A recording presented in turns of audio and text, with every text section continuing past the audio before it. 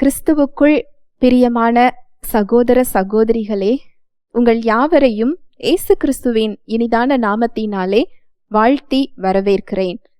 தேவனுடைய வார்த்தை சொல்லுகிறது, சத்தியத்தையும் அறிவீர்கள், சத்தியம் உங்களை விடுதலையாக்கும் என்று சொல்லுகிறது. இன்றைய சிந்தனைக்கு எடுத்துக்கொண்ட வேத வசனம் பிலிப்பியர் 2வது அதிகாரம் 3, 4, 5.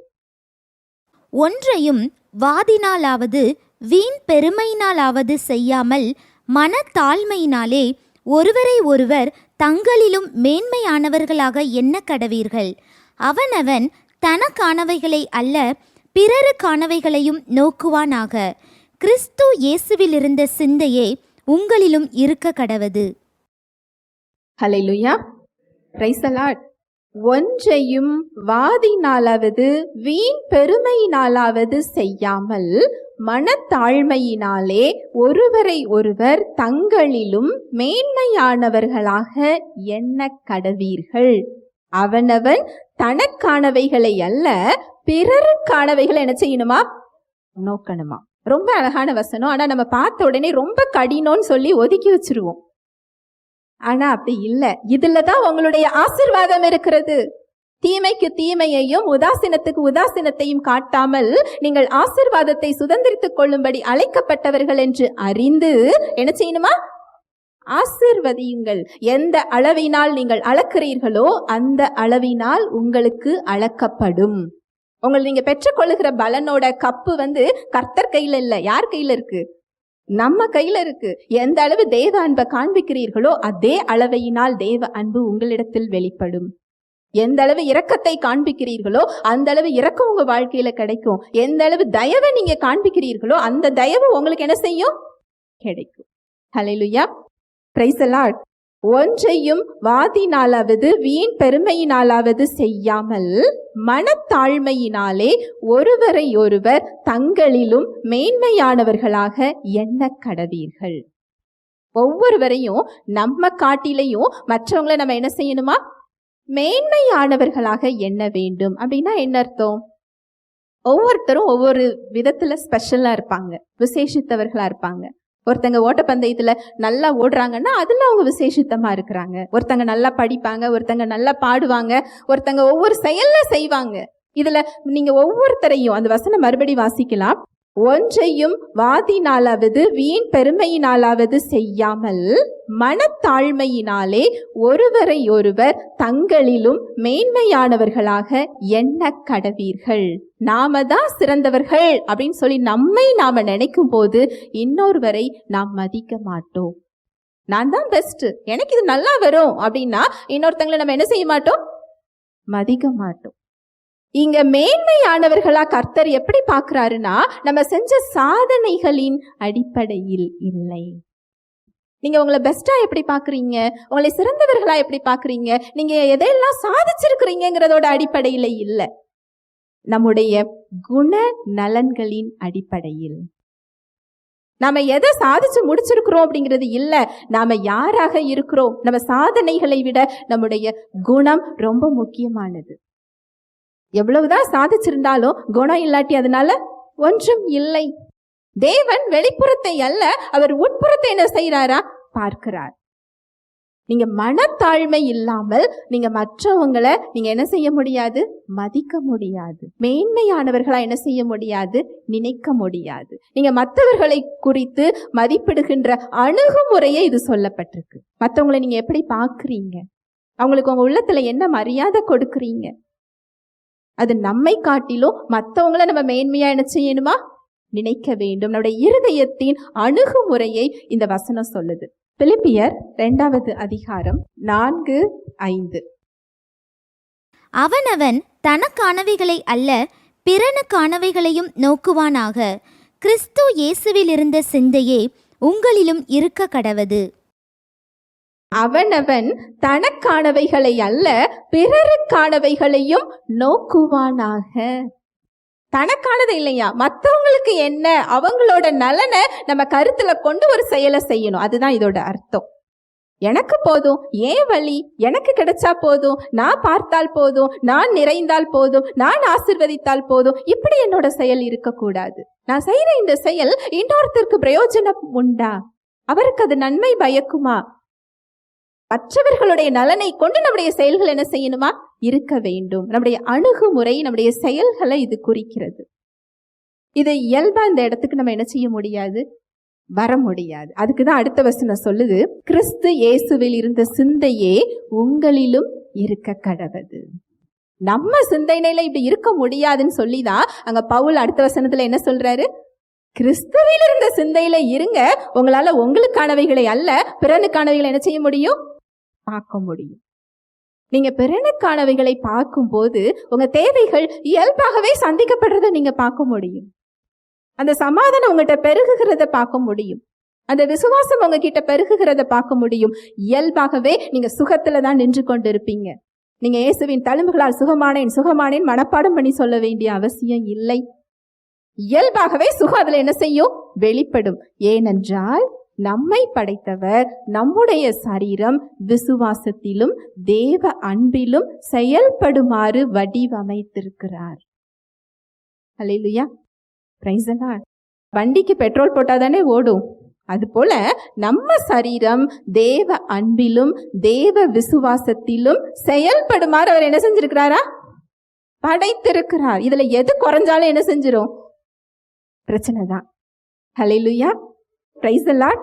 அந்த வசனம் என்ன சொல்லுது பாருங்க, கிறிஸ்து இயேசுவில் இருந்த சிந்தையே உங்களிலும் இருக்க கடவது. அது என்ன சிந்தைன்னு சொல்லி அடுத்து சொல்றார் பாருங்க. பிலிப்பியர் 2வது அதிகாரம் 6, 7, 8. அவர் தேவனுடைய ரூபமாயிருந்தும் தேவனுக்கு சமமாயிருப்பதை கொள்ளையாடின பொருளாக எண்ணாமல் தம்மை தாமே வெறுமையாக்கி அடிமையின் ரூபம் எடுத்து மனுஷர் சாயலானார். அவர் மனுஷ ரூபமாய் காணப்பட்டு மரண பரியந்தம், அதாவது சிலுவையின் மரண பரியந்தமும் கீழ்ப்படிந்தவராகி தம்மை தாமே தாழ்த்தினார். அவர் தேவனுடைய ரூபமாய் இருந்தும், இது ஒரு மொழிபெயர்ப்புல எப்படி போடப்பட்டிருக்கும்னா, அவர் தேவனாக இருந்தும், அவர் தேவனாக இருந்தும் தேவனுக்கு சமமாயிருப்பதை கொள்ளையாடின பொருளாக எண்ணாமல். ஒரு இடத்துல ஒரு அதிகாரியா நம்ம இருந்தாலே நம்ம எப்படி நடந்துக்குவோம்?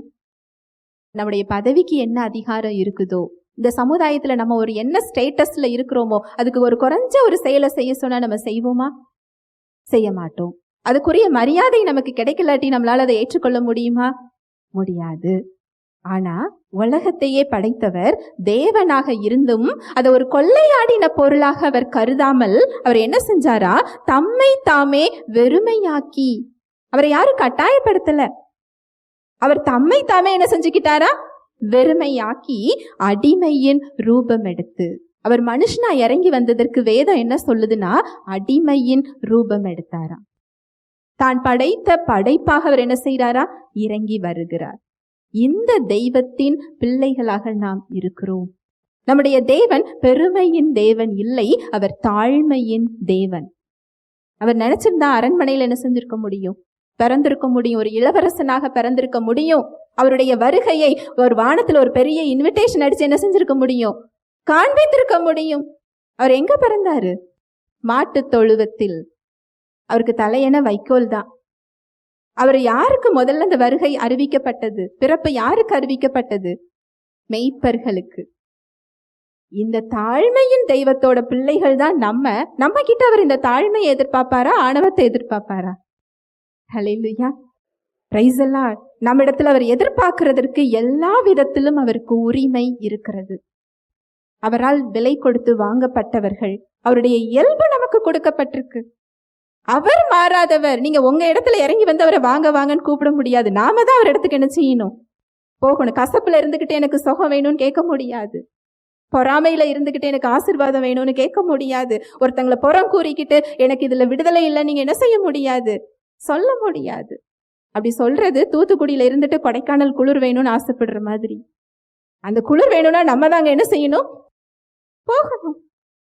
ஹல்லேலூயா, பிரைஸ் தி லார்ட். அவர் மாறாதவர். அவர் நேற்றும் இன்றும் என்றும் மாறாதவர்.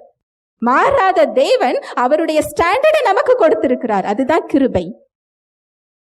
அடிமையாயிருந்து மீட்கவே முடியாதிருந்த நமக்கு அவருடைய இயல்பை கொடுத்து அவர் தரத்திற்கு நம்ம என்ன செஞ்சிட்டாரு? உயர்த்தி விட்டார். நீங்க கேட்கலாம், இதெல்லாம் எப்படிமா பண்ண முடியும்? நம்மள செய்ய சொல்லவே இல்லை. அதுதான் ரோமர் 5:5 பார்த்தோம். மறுபடி வாசிக்கலாம். மேலும் நமக்கு அருளப்பட்ட பரிசுத்த ஆவியினாலே தேவ அன்பு நம்முடைய இருதயங்களில் ஊற்றப்பட்டிருக்கிறபடியால் அந்த நம்பிக்கை நம்மை வெட்கப்படுத்தாது. மேலும் நமக்கு அருளப்பட்ட பரிசுத்த ஆவியினாலே தேவ அன்பு நம்முடைய இருதயங்களில் ஊற்றப்பட்டிருக்கிறபடியால். இவ்வளவு நேரம் நம்ம பார்த்த இந்த அன்பு உணர்ச்சிகளின் அடிப்படையில் வராது. உங்க உணர்ச்சிகள் இந்த அன்பை வெளிப்படுத்தாது. உங்க சூழ்நிலைகள் ஒருவரை தேவ அன்பை காண்பின்னு சொல்லி உங்களுக்கு கற்றுக் கொடுக்காது. உங்களுடைய சிந்தனையோ உங்க உணர்வுகளோ அங்க கோபம் கொள்ளதான் செய்யும். ஏன்னா தேவ அன்பு உங்க சிந்தனைகள்ல இல்ல, உங்க சூழ்நிலைகள்ல இல்ல. தேவ அன்பு எங்க இருக்குதா? ஆவியில. இதை நீங்க தொட்டு பார்க்கவும் முடியாது, அதை நீங்க உணரவும் முடியாது. ஆவியில உள்ளத ஆவியா இருக்கிற வசனத்தின் மூலமா தான் நீங்க என்ன செய்ய முடியும்? தெரிந்து கொள்ள முடியும். இது உள்ளிருந்து வரக்கூடியது. இந்த தேவ அன்புக்கு இவ்வளவு நேரம் பார்த்த இந்த இயல்புகள் இருக்கு. இந்த தேவ அன்பை நம்ம வெளிக்கொண்டு வர கற்றுக்கொண்டால் போதும். எப்படி கொடுத்திருக்கிற அன்பை நான் வெளிக்கொண்டு வருவது? அவருடைய ஸ்டாண்டர்டுக்கு நம்மை உயர்த்தி இருக்கிறாரே, அந்த கிருபையை கொடுத்திருக்கிறாரே, அவருடைய இயல்பை எனக்கு கொடுத்திருக்கிறாரே, இந்த இயல்பை நான் எப்படி வெளிக்கொண்டு வருவது? அதனாலதான் அவர் சொல்றாரு, சத்தியத்தையும் அறிவீர்கள், சத்தியம் உங்களை என்ன செய்யும்? விடுதலையாக்கும். இந்த கட்டுகள் நிறைஞ்ச உலகத்துல, விழுந்து போன உலகத்துல தேவ வாழ்வும் தேவ இயல்பும் தேவ வல்லமையும் நமக்கு கொடுக்கப்பட்டிருக்கு. இதை எப்படி நான் வெளிக்கொண்டு வருவது? அதை அறிந்து கொள்ற பங்குதான் நமக்கு அவர் கொடுத்திருக்கிறார். ஹல்லேலூயா, பிரைஸ் தி லார்ட். பரிசுத்த ஆவியானவர் தாமே தேவ வார்த்தையோடு கூட உங்கள் யாவரோடும் இடைப்பட்டார் என்பதை விசுவாசிக்கிறேன். தேவ வார்த்தையில் சொல்லப்பட்ட சத்தியத்தின்படி சிந்திக்க, செயல்பட இன்று நாம் தீர்மானம் எடுப்போம். தேவனுடைய கிருபையும் சமாதானமும் உங்கள் அனைவரோடும் கூட என்றைக்கும் இருப்பதாக. ஆமேன்.